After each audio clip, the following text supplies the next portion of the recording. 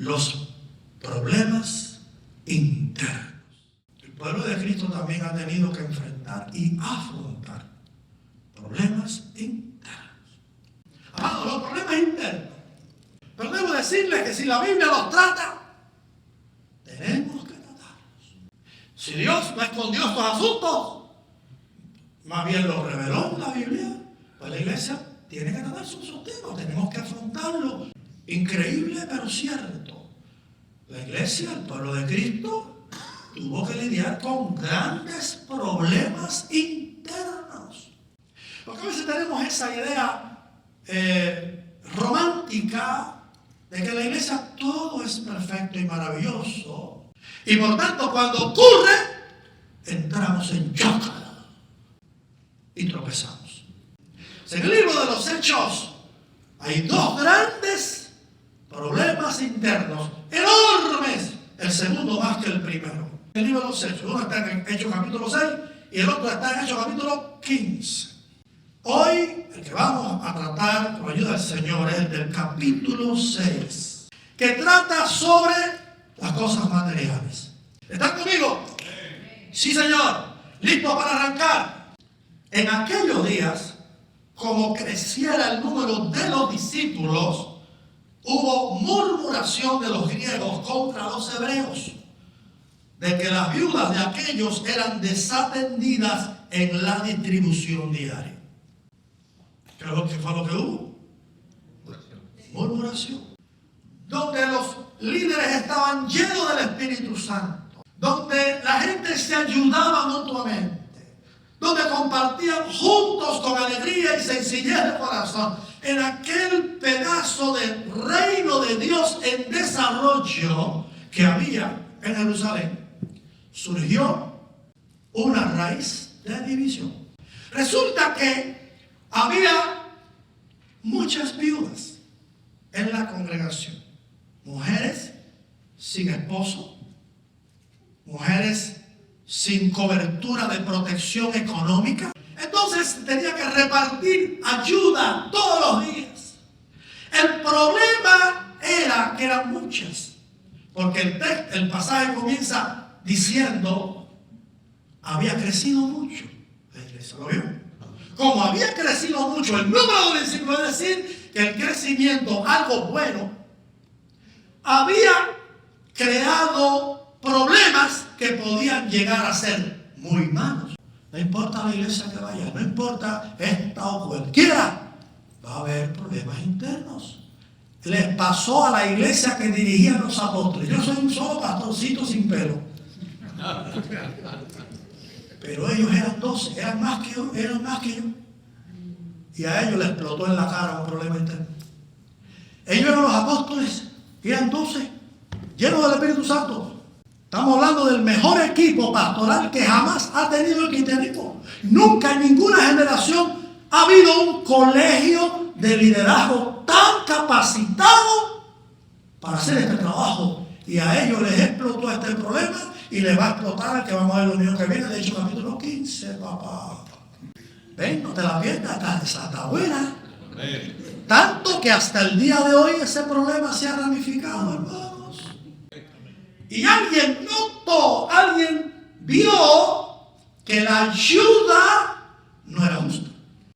Que dentro de la iglesia había un grupo de viudas que era desatendida en la ayuda, pero que había otro grupo de viudas que era mejor atendida.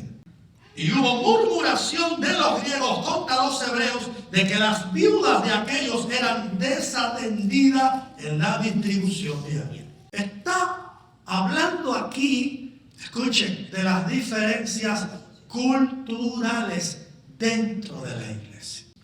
Los hebreos eran los creyentes nativos y oriundos de Israel, de Jerusalén, de Judea, de Galilea. Esos son los hebreos. Los griegos no son los griegos de Grecia, sino los creyentes judíos, oigan, pero que habían nacido en la diáspora, en todo el mundo griego que les rodeaba. Aunque eran judíos igual que ellos y eran creyentes en Cristo igual que ellos, Ellos nacieron en otra región, hablaban otros idiomas y tenían ciertas costumbres diferentes. En lo que vamos a descubrir ya aquí una diferencia cultural dentro de la iglesia. Ya había el germen de lo que después iba a convertirse en uno de los más grandes desafíos del cristianismo, la diversificación cultural. Creyentes que hablan diferentes idiomas, creyentes que se visten diferente, que comen diferente, creyentes con una diversidad humana, pero unidos todos por la fe en Cristo. Es decir, la desatención no era entre una persona y otra, la desatención descuidaba a un grupo cultural dentro de la iglesia. La primera amenaza contra la paz cristiana a lo interno de la iglesia fue la situación cultural y la mala gestión de eso. Porque aunque estamos en Cristo, es muy posible que no gestionemos bien las cosas. Ahora, aquí la palabra es muy clara al dejar ver que la razón por la que no lo estaban gestionando bien no era por mala intención, sino porque el manejo se volvía demasiado difícil para 12 líderes. ¿Y qué pasó? ¿Qué pasó? A la hora de distribuir, los hebreos cuidaban muy bien a las viudas de los hebreos, pero los de la otra provincia, de la otra región del imperio, que probablemente por no haber nacido allí, no tenían los contactos, ni las relaciones, ni tenían la base para hacerlo, descuidaban a estas señoras, a estas fieles cristianas viudas. Porque uno esperaría que si la iglesia va a tener un problema sea por alguna razón doctrinal. Pero esta historia nos enseña que hasta las cosas materiales no gestionadas adecuadamente pueden traer tremendas situaciones dentro del pueblo de Dios. ¿Y qué apareció? La mano peluda de la murmuración. En otras palabras, del chisme. Esta es la primera vez en la historia del cristianismo que el chisme saca la cabeza. Y ya cuando usted oye esa palabra murmuración, que está dicho muy fino al estilo de la Reina Valera, entonces hablemos un poco de chisme. Entonces cuando estas cosas pasan, esto genera mucha frustración. Y la frustración provoca desavenencias. Y la desavenencia aflora con murmuración. ¿Y qué es la murmuración? La murmuración es la manera subversiva, oculta, de tratar asuntos de interés general. Algo que afecta a todos, no se trata como tal, sino de forma subversiva y oculta. La murmuración es la manera en que muchas veces manejamos las frustraciones, pero de forma subversiva y de forma oculta. No la aventamos públicamente ni adecuadamente, sino que vamos al círculo íntimo mío, que primero generalmente puede ser la casa, ¿sí o no? Y en un mes eso sale del círculo de la casa y va al círculo de los amigos más cercanos. Ya supiste la última. La Biblia dice, hágase todo sin murmuración. Al principio la murmuración es inadvertida. Uno no la oye. Con el tiempo se vuelve notoria y llega a todas las orejas. La murmuración enferma a las congregaciones. Las murmuraciones intoxican las relaciones del pueblo de Dios, producen gran malestar, matan el gozo, generan falsas ideas, desmotivan y enajenan a la gente, dividen el rebaño y si no se les da solución, matan, asesinan a la obra del Señor. Y cuando los apóstoles se dieron cuenta, la situación necesitaba una corrección, una solución. ¿Pero por qué es fácil que murmuremos? ¿Y por qué tantas veces lo hacemos? ¿Por qué no vamos a la primera a tratar las cosas correctamente? Decir, voy a ver a los líderes. ¿Qué está pasando? Que no están atendiendo a las viudas. ¿Qué está pasando? ¿Por qué en vez de usar los procedimientos adecuados y claros, preferimos la murmuración? Cuando tú murmuras, no hay consecuencias para ti inmediatas en ese momento. Pero se lo está diciendo la persona de tu confianza. El diablo vive en todos esos estados, ¿verdad? El diablo le encanta que te tengas que desahogar de la mala manera. Realmente uno murmura y se va para su casa, se toma un té y se va a dormir. Las consecuencias no son inmediatas, pero son terribles. Y siempre regresan a uno por medio de la destrucción de la iglesia a la que uno pertenece, la pérdida de hermanos, la ruptura de las relaciones, el malestar generalizado y el fracaso total. Es un pecado terrible la murmuración. Y es tan grave que la Biblia dice que de toda palabra ociosa, eso está en la Biblia. Así dice, de toda palabra ociosa. Algunos de ustedes tienen Biblias digitales, lo pueden buscar en segundos. De toda palabra ociosa nos será demandada cuenta en el día del juicio. Pecado no es solo lo que uno hace mal. Pecado es también lo que uno dice con mala intención.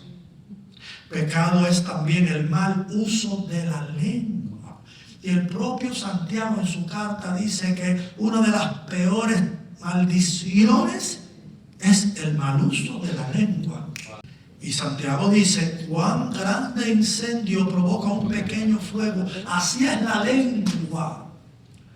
Y lo que Santiago dice de la lengua da deseo a cortársela. Léalo en su casa. Léalo en su casa, uno se la quiere cortar, porque llega a decir in extremis, llega a decir que la lengua inflama la rueda de la creación y el mismo infierno. Oiga lo que dice Santiago, eso está en tu Biblia. ¿Cómo lo afrontaron? ¿Cómo vencieron este leviatán? ¿Cómo lograron cortar aquella intoxicación? Bueno, lo primero que hicieron los apóstoles fue reconocer que era verdad. Porque la verdad no estaban atendiendo bien a las viudas de los griegos. Los apóstoles no se justifican, hermanos, están equivocados. Hay un problema de percepción aquí. Las hermanas sí están, no dijeron eso. Verdaderamente había un descuido, había una mala gestión. Los apóstoles trajeron el problema a la luz pública. Miren lo que hicieron. Llamaron a toda la multitud. Voy a ir muy rápido. A todo el mundo vengan para acá a hablar de este problema. Y aquí aprendemos un principio fundamental para afrontar los problemas internos. Si el problema afecta a la generalidad, se tiene que tratar públicamente. Si el problema es personal y no afecta a la generalidad, se tiene que tratar privadamente. Ahí lo tiene, lo aprendió en 2 segundos. Principio bíblico. Había una murmuración que afectaba a toda la iglesia y la podía dividir. Hay que reunir a todo el mundo. Pero si el asunto es entre una persona y otra, tenemos el principio de Cristo. Si tu hermano peca contra ti, ven, llámalo. Y dice Cristo, búscame eso también, estando tú y él solos. Tú y él solos. O sea, en la vida cristiana, ni uno aventa públicamente todo, ni tampoco todo se reserva a lo privado. Si el asunto es general, tiene que tratarse generalmente. Si el asunto es personal, particular, singular, tiene que tratarse solos. Y cuando la Biblia dice solos, significa que no se lo puedes contar a nadie más. Los cristianos no tapamos pecados, pero no traicionamos la confidencialidad. ¿Sabían eso? Un cristiano que no sabe respetar la confidencialidad. Si tú le dices a un hermano, cuéntame que yo no besé a nadie, tienes que cumplirlo. Pero no se lo digas a nadie más, porque el hermano te creyó, dijiste, le prometiste que no se lo iba a decir a nadie más. Pero no toleres pecados, háblale claro. Así se afrontan estas cosas. Pero este era público, había que reunir a toda la congregación. La murmuración había intoxicado a todo el mundo. ¿Cuántos me están oyendo? Segundo, preservar lo más importante. Dicen los apóstoles, bueno, para que esto se resuelva tenemos que nosotros poner a servir a la gente. Pero si lo hacemos, dejamos de predicar. Dice Pedro, no es justo que dejemos la palabra de Dios por la mesa. Cuando la iglesia afronta los problemas, no puede dejar de hacer lo más importante. Ya he visto iglesias decir, hermano, tenemos tantos problemas que vamos a dejar de predicar. Vamos a enfocarnos en los problemas. Vamos a dejar de predicar por un tiempo. No, señor, escuchen, nunca podemos dejar de predicar. ¿A quién se le ha ocurrido tal cosa? Nosotros no nos predicamos a nosotros mismos, predicamos a Cristo. Y no podemos nunca dejar de decir a lo que vino Cristo, lo que Cristo propone y lo que Cristo puede hacer en la vida de cualquiera. Y es una traición a la cruz de Cristo dejar de predicar para resolver un problema interno. No podemos dejar de predicar para resolver esto. Hay que buscar a gente que lo haga. Aleluya. La gente dice, pero tiene el problema. Claro que los tenemos, pero no estamos predicando nosotros mismos. No estamos diciendo, vengan muchachos, reúnanse con nosotros y los vamos a salvar. No, Señor. Y los apóstoles dijeron, esto no podemos dejar de predicar ni de orar. Busquen hermanos que lo puedan hacer para que nosotros podamos seguir haciendo lo que fuimos llamados a hacer. ¿Cuántos dicen amén? En otras palabras, los problemas se afrontan de frente, se les da el trato que llevan y nunca se sacrifica lo importante, como dicen algunos escritores, en el altar de lo urgente. Nunca sacrifica lo importante en el altar de lo urgente.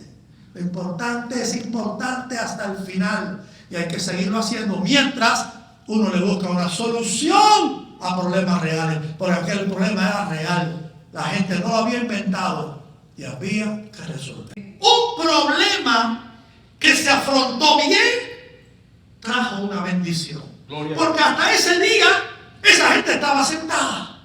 Pero ahora, como había que resolver una situación, era necesario levantar personas. Y dijeron los apóstoles, busquen entre ustedes hermanos de buen testimonio, llenos del Espíritu Santo y de sabiduría, para que hagan esto y nosotros podamos seguir encargándonos de la predicación.